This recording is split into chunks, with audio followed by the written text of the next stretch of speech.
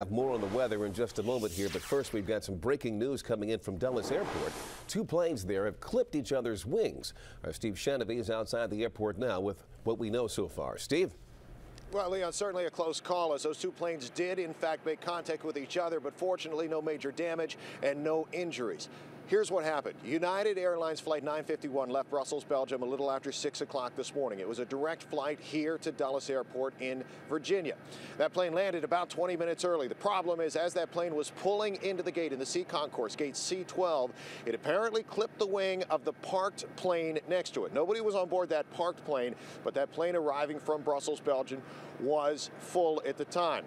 Now, as far as the planes, these are 777s, about a $300 million aircraft each one capable of holding more than 300 passengers. There were passengers on board, as we mentioned, that incoming flight from Brussels. But I talked to one man who was on that plane, and he said he didn't even feel anything. He wasn't aware that anything happened. He didn't believe that other passengers were as well because they all exited the aircraft as they normally would. He didn't know anything had happened all the way through customs, all the way through security, until we actually talked to him after he had passed through customs. The only thing that he said was different was that their baggage was delayed about an extra 30 minutes. He says when he asked an airline official why that delay was, he was told it was because a cargo door had frozen shut.